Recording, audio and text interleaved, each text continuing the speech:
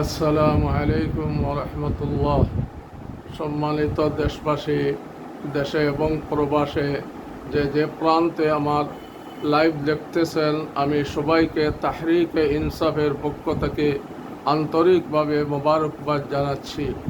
আমি অনুরোধ করতেছি, আমার লাইভটা যারা দেখবেন, শুনবেন, মনোযোগ সহকারে শুনবেন, আর একটা সাবস্ক্রাইব করিয়া শেয়ার করে ছড়াইয়া দিবেন। এই আবদার রাখিয়া আমি 3-4টি কথা জরুরি ভিত্তিতে আপনারা আপনাদের খিদমতে পেশ করতাম। মনোযোগ সহকারে শুনবেন। আমাদের দেশের বাস্তবতা হলো যে কোনো একটা দুর্ঘটনা ঘটলে এই দুর্ঘটনাটা আড়াল করতে গিয়া 2-4 দিন পরে আরেকটি দুর্ঘটনা ঘটানো হয়, যাকে পিছনের ঘটনা আড়াল হয়ে যায়। এটা আমাদের দেশের বাস্তবতা। জানি না আপনাদের মতামত কি। আমি আমার জিন্দগিতে আমি দেখিয়ে আসতেছি। আমি জিয়াউর রহমানের শাসন পাইছি, আপনার জাতীয় পার্টির আপনার ইরশাদের শাসন পাইছি, আপনার বিএনপির শাসন পাইছি, এবং আপনার হাসিনার শাসন, আওয়ামী লীগের শাসন পাইছি। এই 3-4 শাসনের মধ্যে এই রকম ঘটনা ঘটিয়ে আসতেছে, আমরা দেখিয়ে আইতেছি। আপনাদের খেদমতে আমি পেশ করতাম যে গতকালকে যে দুর্ঘটনা বাংলাদেশে ঘটল, দিয়াবাড়ি উত্তরা সেক্টরে দিয়াবাড়ি এলাকায় যে মাইলস্টোন স্কুল, এই স্কুলে যে বিমানটি, প্রশিক্ষণ বিমানটি আঘাত হানল, এই প্রশিক্ষণ বিমানটি আঘাত হানিয়া এই যে শত শত ছাত্রদেরকে আহত এবং নিহত করল, এদের কি জবাব দিবে সেনাবাহিনী, নৌবাহিনী এবং বিমান বাহিনীর লোকেরা? এটা তো বিমান বাহিনীর কাজ। আমার প্রশ্ন আপনাদের খেদমতে, এই যে 60 দশকের আপনার তৈরি প্রশিক্ষণ বিমান, এই প্রশিক্ষণ বিমানগুলা এখনো কেন রাখা হইতেছে, আর এইগুলা দিয়া কেন প্রশিক্ষণ দেওয়া হইতেছে? 1 নম্বর প্রশ্ন। 2 নম্বর প্রশ্ন হইল, কর্ণীটোলা, এটা ঢাকার একটি আপনার গণবসতি এলাকা, এই অঞ্চলে কেন আপনার প্রশিক্ষণ দিতে হবে? 2 নম্বর প্রশ্ন। 3 নম্বর প্রশ্ন হলো, যদি প্রশিক্ষণ দিয়েই থাকেন, তাহলে এই বিমানটা কি চেক না করিয়া আপনার বিমানটা উড়াল দিছে? চেক না করার মাধ্যমে নিশ্চয় তা হতে পারে না। এটা বিভিন্ন ধরনের চেক করছেন, চেক করিয়া এটাকে আপনার প্রশিক্ষণের জন্য উড়াল দিছেন। 3 নম্বর প্রশ্ন হইল যে প্রশিক্ষণ বিমানে 2 জন পাইলট থাকে, একজনে শিখায় আর আরেকজনে শিখতে থাকে। এই বিমানে, এই জেট ফাইটারে একজন পাইলট কেন ছিল? এইটা প্রশ্ন করলাম আপনাদের খেদমতে। কারণ আমরা বিগত সময় দেখতেছি বাংলাদেশের আপনার যে এনসিপির নেতারা জাতীয় নাগরিক পার্টি গোপালগঞ্জে গিয়েছিল, সেখানে যে আপনার তারা দুর্ঘটনার কবলে পড়ছিল, সেখানে যে অবস্থা হয়েছে, পুলিশের লোককে মারা হয়েছে, গাড়ি ভাঙচুর করা হয়েছে, পুলিশের গাড়ি, আর্মির গাড়ি আগুন দিয়ে জ্বালাইয়া দেওয়া হয়েছে। এরপরেও আপনার পুলিশের উপরে এবং আর্মির উপরে দোষারোপ করা হইতেছে। আর্মি তো আপনার দেখছি আমরা মিডিয়ায় যে তারা মাইকিং করিয়া বলতেছে, আপনারা সরে যান, আমাদেরকে প্রতিপক্ষ বানাইবেন না, আমাদেরকে দমন করতে করার জন্য, আপনাদেরকে দমন করার জন্য আমাদেরকে আপনার উৎসাহ করবেন না, আপনারা সরে যান। এত কথার পরেও আপনার তারা সরে যায়নি, বিভিন্ন অস্ত্র শস্ত্র নিয়ে সেনাবাহিনীর উপরে, পুলিশের উপরে তারা আক্রমণ করলো। এই যে আপনার এই গোপালগঞ্জ, এইটা তো বাংলাদেশের ভিতরে।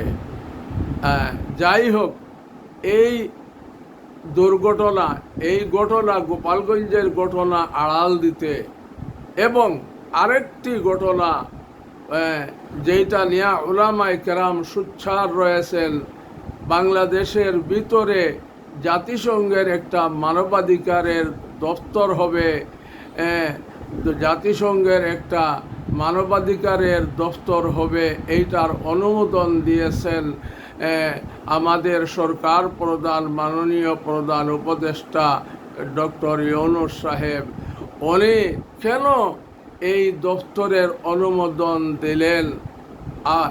এই যে জাতিসংঘ, যে এইটা আসলে জাতিসংঘ না, এটা আমেরিকার সংঘ, যারা আজকে সিরিয়া, লেবানন, ইয়েমেন এবং ফিলিস্তিনরে যে ধ্বংস করতেছে, ডেইলি খাবারের নামে হাজারো আপনার মা বাচ্চা শাহাদত বরণ করতেছেন, সেখানে কি মানবাধিকার, তারা মানবাধিকারের তারা কি গল্প সাজাইছে?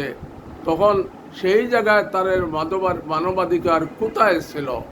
আজকে বাংলাদেশে মানবাধিকারের, জাতিসংঘের মানবাধিকারের দপ্তর খুলতে যাইতেছেন, এইটা কিসের ইঙ্গিত?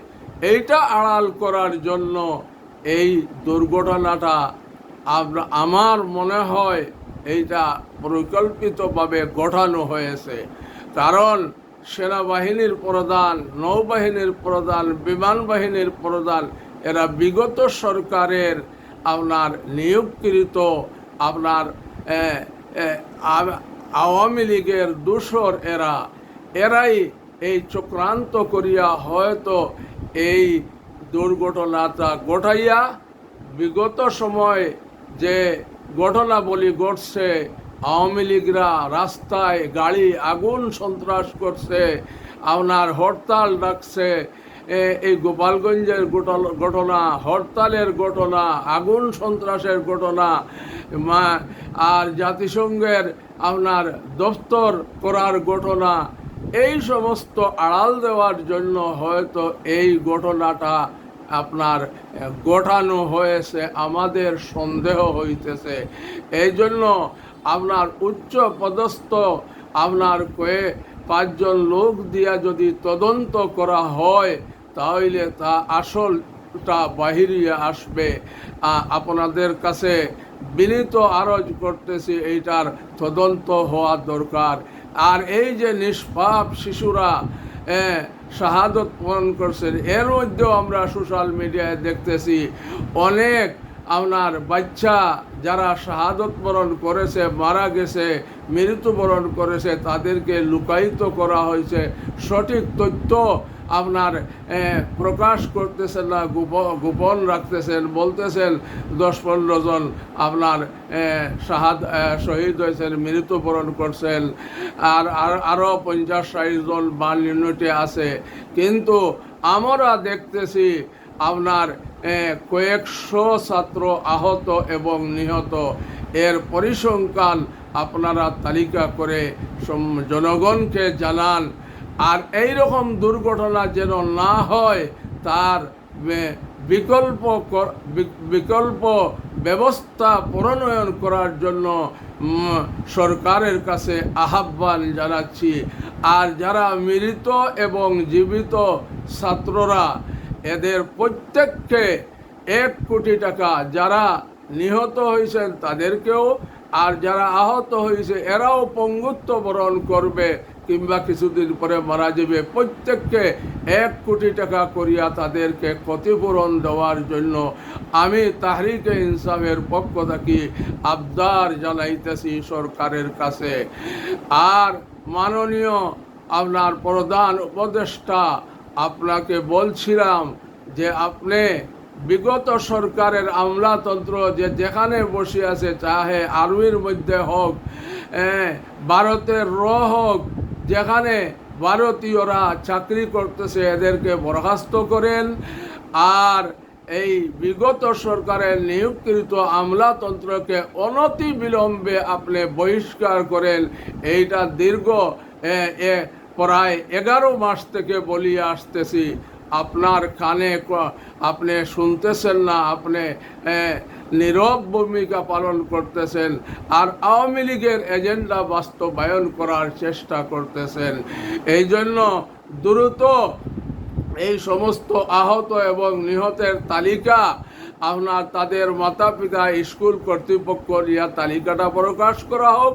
আহত এবং নিহতদের পাশে সব দল আসিয়া দাঁড়ান, তাদের পাশে, তাদের সহযোগিতা করেন। রক্ত লাগলে রক্ত দেন, আপনার টাকা পয়সা লাগলে আপাতত টাকা পয়সা দেন।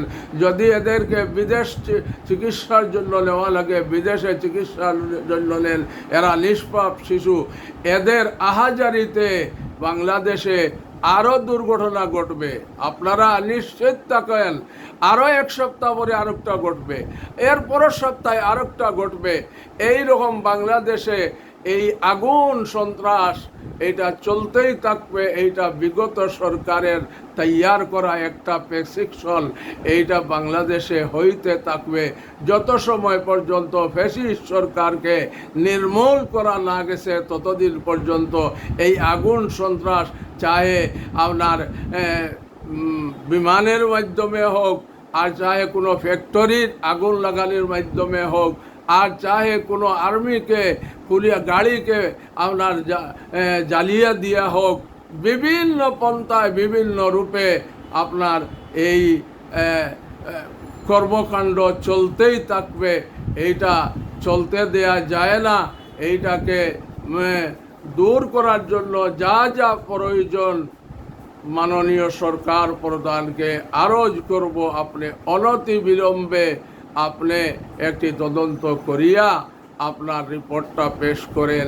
আপনাকে বলছিলাম, আপনি যদি বিচার কাজ দৃশ্যমান করতেন, 2-4-5 জনকে ফাঁসিতে লটকাইতেন, তাহলে এই রকম কাণ্ড আর ঘটল না। অনেক ঘটানোর চিন্তা কেউ করলো না। অনেক আপনি বিচার কাজে, সংস্কার কাজে বিলম্ব করতেছেন, এই জন্য এই দুর্ঘটনাটা ঘটতেছে। আরও দুর্ঘটনার জন্য আপনি অপেক্ষমান থাকেন। আমি যারা আহত এবং নিহতদেরকে মাগফিরত কামনা করিয়া, আহতদেরকে সুস্বাস্থ্য কামনা করিয়া, তাদের পরিবারের প্রতি সহমর্মিতা জানাইয়া আল্লাহ পাকে তাদের যারা মৃত তাদেরকে জান্নাতবাসী করুক, আর যারা আহত তাদেরকে অতি সত্বর আল্লাহ পাকে সুস্থতা দান করুক, তাদের পরিবারকে আল্লাহ পাকে সবরে জমিল দান করুক, এই আশা ব্যক্ত করিয়া আমার লাইভ সংক্ষিপ্ত মাত্র 13 মিনিটের শেষ করতেছি। খুদা হাফিজ। আসসালামু আলাইকুম ওয়া রাহমাতুল্লাহ।